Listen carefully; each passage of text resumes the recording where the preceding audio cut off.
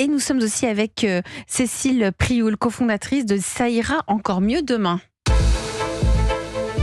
Europe 1. Le talent de la France bouge. Cécile Prioul, oui, c'est vous, vous souriez. Bah oui, c'est vous le talent de ce soir aussi. Vous êtes la fondatrice de Ça ira encore mieux demain. Ça a été créé en mars 2019. Vous êtes originaire de Tours. Vous avez une formation, pas mal de formations. D'abord, électroradiologie. Vous avez travaillé à l'hôpital. Oui, c'est ça. Ouais. J'étais manipulatrice en électroradiologie. Je suis pas restée très longtemps. Ouais.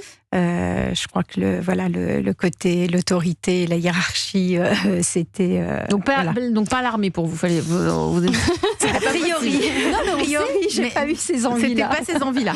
Vous avez travaillé en radiothérapie côté diagnostic. Vous vous êtes tourné vers l'industrie pharmaceutique. Vous avez travaillé dans un petit labo français. Oui. Ça vous a plu, ça ? Ah oui.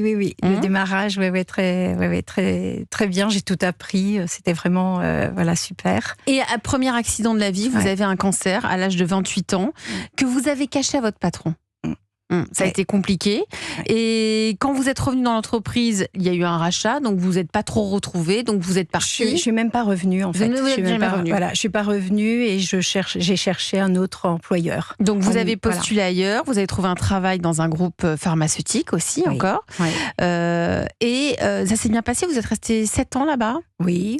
Et puis j'ai redémarré sans dire mon passé. Et puis j'ai eu mes 3 garçons. Donc votre passé de malade du cancer. Hein. Oui. Et vous avez eu vos 3 enfants, vos 3 garçons. Vous êtes devenu manager. Vous avez dirigé des équipes. Et récidive du cancer à l'âge de 40 ans. Oui. Bon, et là, ça ne se passe pas du tout comme prévu. Vous le dites cette fois-ci au patron ? Ah oui. Bon, donc là, ça va, vous le dites. À 28 ans, faut se remettre aussi dans un autre contexte où on parlait pas que la maladie, c'était vraiment très tabou. On avait l'impression que la carrière se terminait et les trajectoires professionnelles le montrent aujourd'hui, que les gens qui ont des aléas de santé n'ont pas les mêmes trajectoires professionnelles que les autres. Mais là, à 40 ans, oui, là je le dis. Et puis j'ai pas de chance parce que tous les traitements, j'ai eu 11 interventions chirurgicales et rien ne s'est jamais passé comme prévu. Voilà. Donc 2 ans d'arrêt total de travail. Oui. Quand vous revenez, il y a un plan de sauvegarde de l'emploi. Donc vous revenez, mais sauf que tout le monde est parti. Oui. Vous ne connaissez plus personne dans l'entreprise. Oui, et puis comme vous le disiez, il y a un avant Covid et puis un après Covid, et je pense qu'on apprend dans l'épreuve, on apprend à mieux se connaître et à faire le point sur ce qu'on veut, ce qu'on ne veut plus. Et là, j'étais, à cette époque-là, à me dire non, ça n'a plus trop de sens. Enfin, où j'ai fini l'histoire. Vous avez fini l'histoire. Voilà. Donc, vous retournez sur les bancs de l'école, vous faites une reconversion professionnelle, et là, vous vous dites, je vais monter mon entreprise. Moi, j'ai vécu 2 cancers à 2 reprises, avec des longs arrêts maladie, un retour au travail qui n'a jamais été au rendez-vous, jamais été à la hauteur, et donc vous décidez de créer Ça ira encore mieux demain. Vous allez nous dire ce que c'est en 1 minute, et puis on revient à vous tout de suite après. Vous êtes prête ? Oui. Allez, c'est à vous. Donc c'est déjà une DRH qui a plus de contact avec un salarié qui est absent depuis plus de 3 mois, un manager qui apprend la veille, qui a un retour, et puis un collaborateur qui se pose plein de questions, qui doute, qui se culpabilise par rapport à ses collègues. Donc ça ira encore mieux demain, et c'est une méthode qui permet de réussir le retour au travail après des arrêts maladie, comme on l'a cité, mais également la maternité, la santé mentale, le deuil et la sortie du rôle de l'aidant. Notre spécificité, c'est qu'on accompagne le manager, mais aussi le salarié absent, avec une plateforme digitale d'e-learning qui est jalonnée. Ce parcours, il est jalonné de séances de télécoaching. Et nous avons été évalués pour dire que la méthode, elle est efficace. On a 95% de reprises et 91% des gens qu'on a accompagnés ne connaissent pas de rechute d'arrêt dans l'année qui suit. Et ça, l'absentéisme perlé, c'est ce qui coûte et ce qui désorganise le travail. Ça désorganise le travail, ça perturbe tout le monde. Vous avez créé, donc merci pour votre pitch, Cécile Prioul, Ça ira encore mieux demain. Donc c'est un kit, si j'ai bien compris, c'est des kits employeurs-employés pour permettre cette reprise du travail après une longue absence. Le regard que vous portez sur cette start-up, Benoît Derigny, patron de Manpower France ce soir sur Europe 1. D'abord, je salue Cécile parce que j'entends que vous étiez originaire de Tours et que j'ai vécu 6 ans ou 7 ans à Tours. Mes enfants sont tous nés là-bas. Voilà, donc j'en garde d'excellents souvenirs. Mais... Je suis tourangelle, mais maintenant j'habite au Mans. Mais on a toujours sa patrie de cœur. Ah, tout à fait, tout à fait. Ah oui. Moi, c'est Bayonne. Voilà, chacun son truc. Voilà, et puis après, sur le fond, non, je trouve que c'est une très belle initiative parce que, alors du côté, j'allais dire du côté employeur, mais même manager, la difficulté quand on a une absence, c'est de trouver la bonne distance. Comment être présent pour la personne qui est absente, ni trop près, ni trop loin. Et je trouve que cette initiative répond à ça. C'est pas facile non plus du côté du chef d'équipe, par exemple, en disant ok, je suis soucieux parce que la personne est absente pour des raisons que j'ai compris, peut-être maladie. Comment je peux être là sans être envahissant?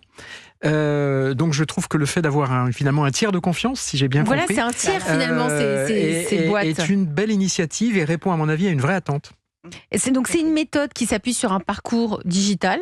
C'est ça, inspiré avec des outils, avec des séances de coaching individuel. Voilà, beaucoup de connaissances. Voilà, on va du droit du travail qui entoure l'absence longue durée, aux étapes psychologiques, à des bonnes pratiques, des astuces. Voilà, de façon générale. Et ensuite, on va avoir des séances vraiment individuelles basées sur la situation. Et on réunit le salarié et le manager quelques jours avant la reprise pour évoquer toutes les conditions pour que l'année se passe bien. Je trouve ça formidable. Je trouve que ça devrait être la mission des RH d'une entreprise. Vous vous substituez un peu au rôle des ressources humaines, non? Je ne sais pas. Moi, je trouve que c'est... Alors, non, mais en tout cas, ça prouve qu'il y a une faille. Oui et non. Je pense que c'est parce que vous êtes un tiers de confiance. Donc, vous vous mettez entre les deux. Comme une médiation. Un petit peu. Donc ça crée du lien et de la confiance. Enfin, c'est ce que je comprends, aussi bien d'ailleurs du côté de l'entreprise que du côté du salarié. Et je pense que ce rôle-là, il est très unique. Enfin, ça peut pas être complètement le rôle du manager, ça peut pas être le rôle complètement de la personne concernée. Donc, de mon point de vue, je trouve que ça ne se substitue pas, ça complète. Non, ça complète. Et bien souvent, on entend des choses que le salarié ne dirait pas. Bien sûr, parce que vous êtes un tiers de confiance. Colonel Stanislas Roquayrol, quel regard portez-vous sur Ça ira encore mieux demain? Écoutez, un regard très positif, effectivement. Alors nous, justement, au sein de l'armée de terre, nous avons cet accompagnement autant que possible pour nos Parce qu'il y a des arrêts aussi, et des absences, aussi des arrêts. Et donc nous avons... l'armée de terre est une vraie deuxième famille. Et donc nous avons le devoir d'accompagner nos hommes et nos femmes qui sont blessés dans leur chair, pour certains, ou psychologiquement. Et donc nous avons créé une cellule d'aide aux blessés, la CABAT, qui est là pour justement les aider à se reconstruire et à les accompagner. Nous avons aussi une cellule de soutien psychologique qui est dédiée à l'accompagnement de nos unités qui rentrent de mission pour les aider justement à avoir ce sas de décompression avant de retourner dans leur famille. Est-ce qu'avec le conflit qu'il y a en ce moment au Proche-Orient, le conflit en Ukraine, colonel Stanislas Roquayrol, est-ce que ça signifie que vous cherchez à recruter encore plus par rapport à ce puzzle géopolitique complètement instable que l'on vit en ce moment? Non, nous ne recherchons pas à recruter plus. C'est pas lié forcément à ce qui se passe dans le monde. Le cadre, est fixé par une loi de programmation militaire qui nous donne donc des volumes à recruter. L'armée de terre est très attentive à tout ce qui se passe et donc elle se transforme aussi. Et nous, pour le recrutement, nous avons justement cet impératif d'aller chercher des compétences nouvelles dans les domaines dont on a parlé tout à l'heure, le cyberdéfense, les drones, tous ces métiers sur lesquels nous avons besoin d'avoir des gens de talent au sein de notre armée. Mais aussi les fidéliser, c'est ce qu'a mis en place le gouvernement il y a quelques mois. Oui, tout à fait, pour les fidéliser. Donc effectivement, il y a un plan fidélisation qui a été mis en place par le ministre des Armées et qui veille justement à pouvoir faire en sorte que le militaire soit bien au sein de son institution, mais également que sa famille, que son conjoint puisse être accompagné du mieux possible. Et donc en fait, c'est un accompagnement global que propose l'armée de terre. C'est vraiment cette deuxième famille que l'on met en avant. Cécile Prioul, avec Ça ira encore mieux demain, vous avez qui comme client aujourd'hui? C'est des petites entreprises, des PME, ça pourrait être l'armée, c'est qui? Alors, ça peut être tout le monde parce que ça touche 4%. Les arrêts longs, c'est 4% de la masse salariale. On a des grands groupes et des ETI. Pour l'instant, peu de PME, mais voilà. C'est vrai qu'il faut que ça soit porté par le DRH. Hein, vous en parliez. C'est une politique de re-onboarding. Pour ça veut vraiment... dire quoi en français? Non, c'est vrai. Remonter à bord. Pour les auditeurs d'Europe 1. Voilà, remonter à bord de l'entreprise. Hein. Et puis aujourd'hui, vous en parliez, je crois que les salariés, ils ont besoin d'être considérés. Hein. Ils ont donné, ils donnent, et ils ont besoin d'être considérés quand il leur arrive un coup dur. Donc c'est dans la politique de la QVC.